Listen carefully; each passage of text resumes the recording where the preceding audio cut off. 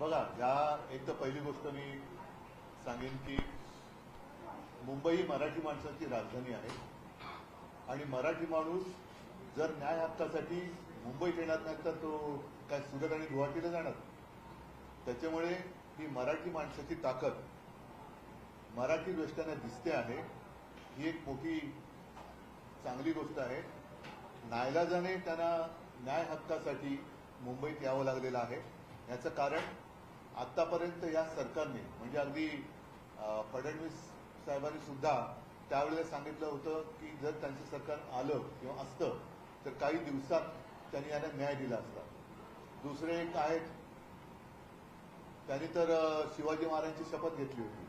तर आतापर्यंत ह्या लोकांना वापरून फेकून देण्यात आलं आणि वेळोवेळी असं म्हणतो ना आपण की त्यांच्या कोपऱ्याला गुळ लावण्यात आला.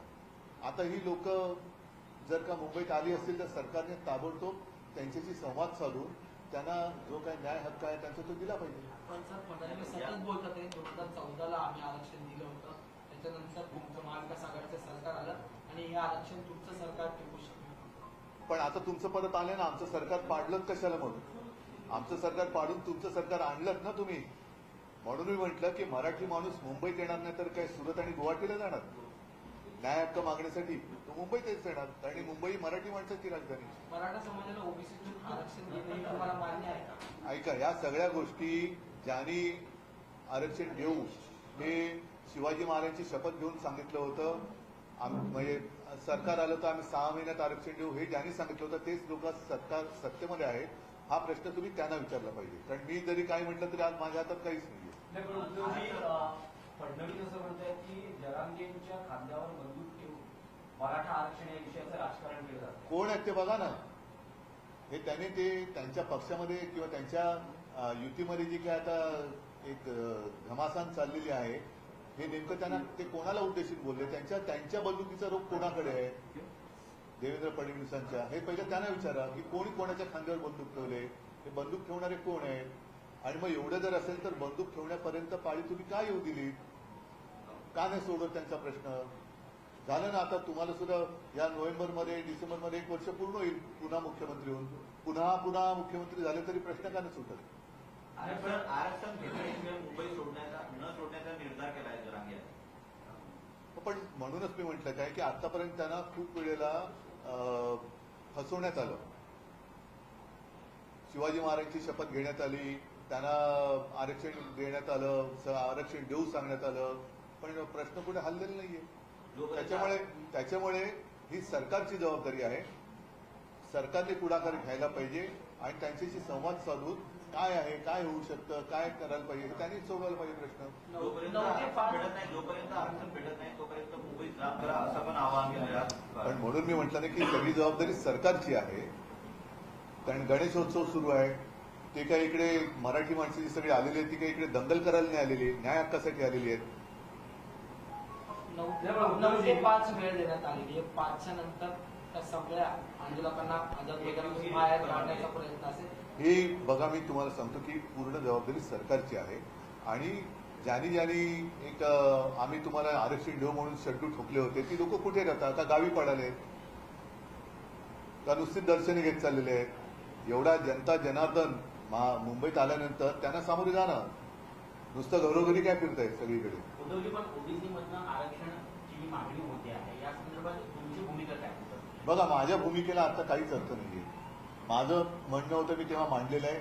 अगदी आंतरवेली सराटीमध्ये मी जेव्हा गेलो तेव्हा सुद्धा मी जरांगीच्या समोर उभं राहून मी बोललेलो आहे. आता माझं मत असं आहे की सरकारने हा प्रश्न हाताळला पाहिजे. प्रश्न हा त्यांनी सोडवला पाहिजे. 10 जणांना त्यांच्या भूमिका विचारण्यापेक्षा तुम्ही आणि थेट आंदोलक बोला ना. केवळ गॅजेटच्या आधारावर सरसकट आरक्षण देता येणार नाही असं शिंदे समितीचं म्हणणं आहे. ते शिंदे समितीने सांगावं काय करायचं ते. पण उद्धवजी, यामध्ये जरांगे हे दोन्ही उपमुख्यमंत्र्यांचं कौतुक करतात आणि मुख्यमंत्र्यांवर टीका करतात. तुम्हाला आश्चर्य नाही म्हणत? हा, आता बघा, हा शेवटी जरांगे पाटलांचा विषय आहे. त्यांना कोणाकडनं काय काय अनुभव आले असतील तर ते त्याप्रमाणे ते बोलत असतील. पण एकूण काही जरी झालं तरी ज्यांची ते आता कौतुक करत असतायत असं तुम्ही म्हणतात त्यांनी सुद्धा त्यांना फसवलंच आहे ना. ते इतके वर्ष म्हणजे 2.5 वर्ष का होईना मुख्यमंत्री होते, आता 1 वर्षभर उपमुख्यमंत्री आहेत, का नाही त्यांना न्याय देऊ शकत? त्याच्यामुळे नुसती टोलवाटोली या सरकारकडनं चाललेली, ही टोलवाटोली बंद करून जो काय आहे तो सन्मान्य तोडगा त्यांनी काढला पाहिजे. ठीक आहे. काय वाटतं कोण असू शकतं या आरक्षणाच्या मागणीखाली एवढा जो मुंबईत अवलंब उसळलेला आहे आतापर्यंत जे मोर्चे अन्याय कोणाकडे? आतापर्यंत त्यांच्यावर त्या समाजावर झालेला अन्यायच असू शकतो ना या आंदोलनाच्या पाठी. आणखीन कोण असू शकतं? नाही पण ठीक आहे. गणेशोत्सवात हे आंदोलन होतं. बघा, या आंदोलकांना ते चिघळलं. नाही, मला आंदोलक हे काही दहशतवादी नाहीये, ही मराठी माणसं आहेत. ते त्यांच्या हक्काने विघ्न हत्याच्या उत्सवात न्याय मागायला आलेले आहेत आणि त्यांना अशी अपेक्षा कदाचित असेल की सरकार देऊ शकत नाही तर हे विघ्न हत्या तूच आमच्यावरचं विघ्न दूर कर.